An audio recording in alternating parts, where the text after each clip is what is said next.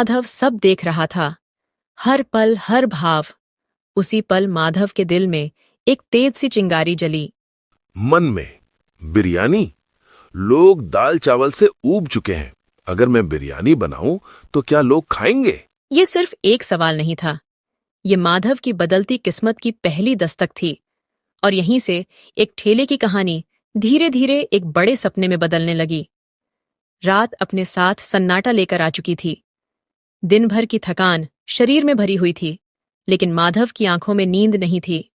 सिर्फ सवाल ही सवाल थे। कच्चे घर के एक कोने में छोटी सी लालटेन जल रही थी। रसोई से दाल उबलने की हल्की हल्की आवाज आ रही थी। आवे। माधव जमीन पर बैठ गया। कुछ पल चुप रहा, जैसे शब्दों को एक एक करके जोड़ रहा हो। राधा, आज ठेले पर एक अजीब सी बात हुई। राधा ने चूल्हे की आंच थोड़ी धीमी कर दी।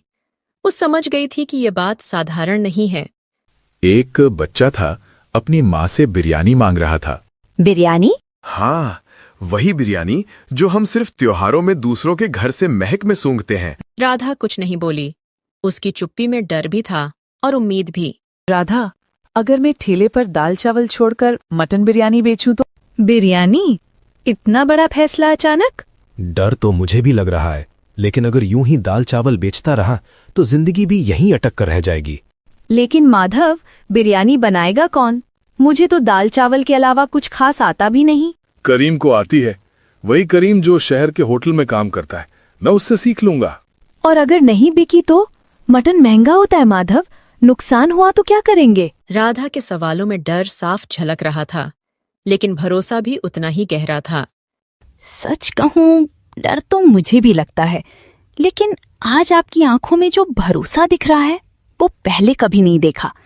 अगर आपने ठान लिया है तो मैं आपके साथ हूं। उस पल माधव ने खुद को अकेला महसूस नहीं किया। राधा, अगर ये चल गया ना तो हमारे बच्चों को कभी खाली पेट सोना नहीं पड़ेगा। भगवान मेहनत कभी बेकार नहीं जाने देते। आप सीख लीजिए बिरयानी बनाना। उस रात माधव देर तक जागता रहा। लालटेन की रोशनी में उसने अपने सपनों की नई तस्वीर बनाई। डर अभी भी था, लेकिन अब उसके साथ उम्मीद भी जग चुकी थी। अगली सुबह सूरज निकलने से पहले ही माधव की नींद खुल गई। पूरी रात आंखों में सिर्फ एक ही सपना था, कुछ बदलने का। चंदनपुर की पगडंडी पर हल्की धुंध छाई थी, लेकिन आज माधव के कदमों में थकान नहीं थी, सिर्फ उम्मीद थी। कुछ देर बाद वो करीम के छोटे से घर के सामने खड़ा था, दिल में डर नहीं उम्मीद लिए। करीम भाई, मैं हूँ माधव। अरे माधव, इतनी सुबह? आजा भाई, अंदर आजा। माफ करना, इतनी